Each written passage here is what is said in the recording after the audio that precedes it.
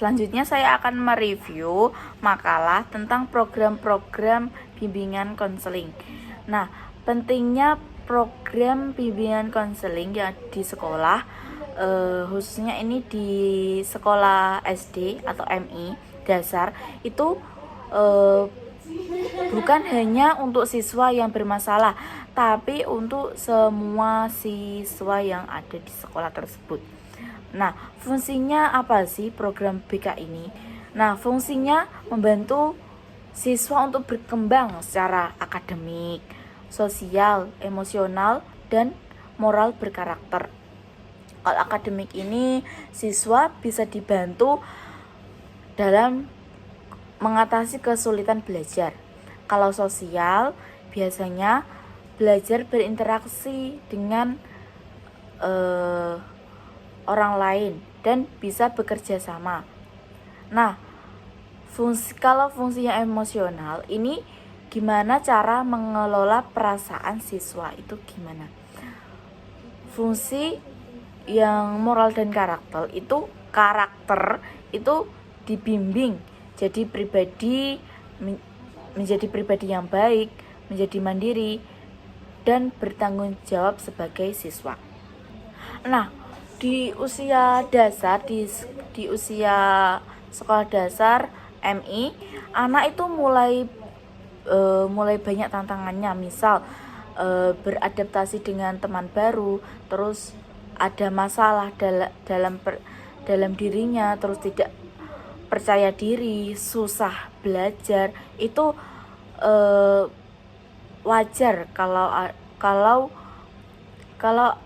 tantangannya itu di sekolah dasar itu wajar. Nah, makanya BK itu penting banget biar anak bisa berkembang secara optimal, nggak cuma akademiknya, tapi juga kepribadian dan sosialnya. Jenis-jenis program BK itu ada beberapa tingkatan dan jangka panjang sampai harian ada. Semua harus saling terhubung. Nah, kalau program tahunan biasanya itu BK itu satu tahun ajaran penuh. Terus berisi semua kegiatan besar yang dilakukan. Nah, yang kedua itu ada program bulan dan mingguan. Kalau ini program bulan dan mingguan ini turunan dari program tahunan. Program ini fokus ke tiap bulan atau minggu sesuai kebutuhan siswa. Program harian ini turunan dari program bulanan dan mingguan. Program harian ini biasanya berisi rencana kegiatan spesifik tiap harinya siswa, misalnya layanan konseling individu, terus bimbingan kelompok di kelas dan lain-lain. Semua program BK itu harus terencana rapi, disesuaikan dengan kebutuhan siswa dan dibuat tertulis di buku agenda. Jadi itu bisa diketahui program-programnya dari tahunan, bulanan, mingguan, dan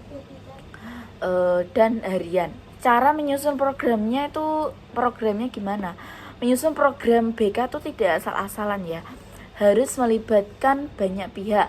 Yang pertama itu harus ada kepala sekolah, guru BK, guru-guru orang lain, terus orang tua siswa, komite sekolah, tokoh masyarakat. Terus tahapan yang harus dilalui itu gimana? Yang pertama itu ada studi kelayakan, cari tahu apa masalah dan kebutuhan siswanya gimana. Terus menentukan layanan apa yang paling dibutuhkan oleh siswa tersebut. Terus tahapan yang selanjutnya itu penyusunan program.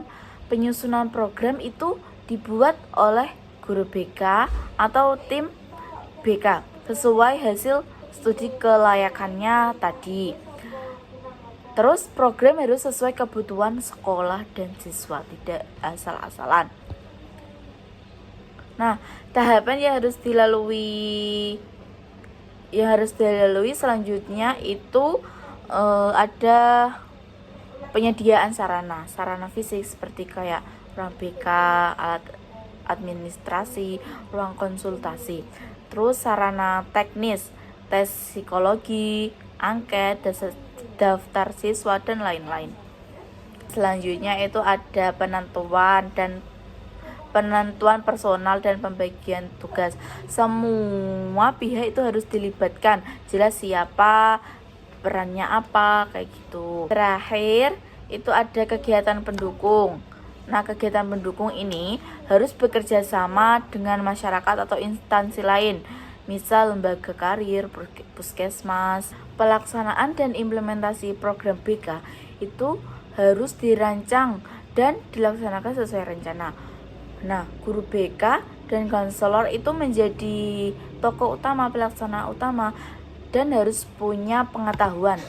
Tentunya harus mempunyai pengetahuan, bimbingan konseling yang baik, terus semangat dan rasa tanggung jawab, kerjasama dengan guru lain dan kepala sekolah itu harus dipunyai oleh guru BK dan konselor.